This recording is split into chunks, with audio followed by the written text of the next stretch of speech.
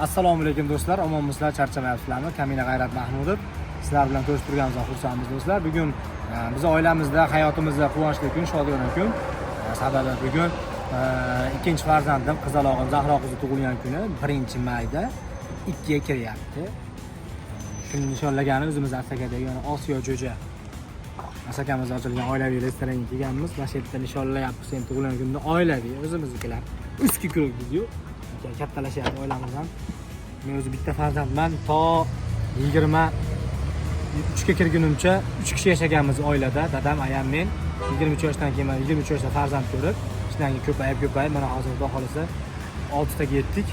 Nasib bo'lsa bir 10 taga ham yetishlik nasib qilsin, Xudo xolasa. Qizimga mana narsa olganman. Bundan hali katta ishlar qilamiz hali. Bunda ham yana boshiga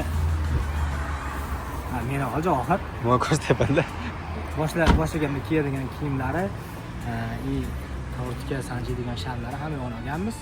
Hozir kirib qizalog'im tabriklaymiz. Do'stlar, mana hozir Zahro qizim 2 yoshingiz bilan degan yozilgan.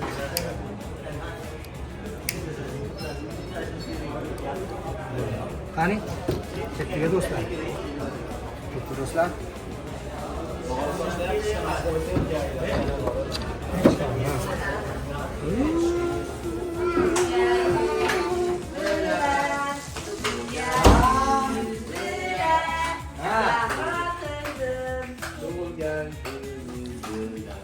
Ana foto. Mana sovasi.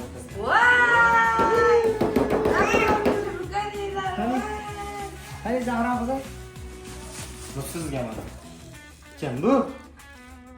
Ha? Kim? Kim?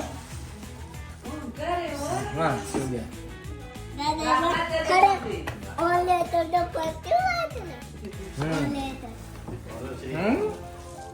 Ni mana pul demayapsiz, keling, to'xtang.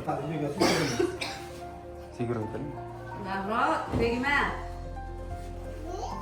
Zahra kel buni pul deb qo'ying. Pul deb qo'ying bo'lmasa. Qani ko'tar.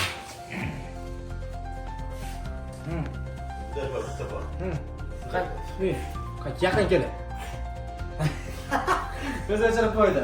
Ko'z ochilib. Mana qiladi ham bor buni.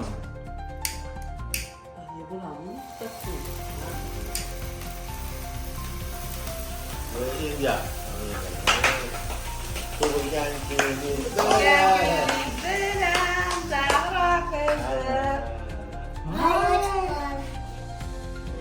Katta o'tiga. Nima bu endi? Bo'ldi. Kesamizmi endi? Yo'q. Kesamizmi? Olamizmi shuni?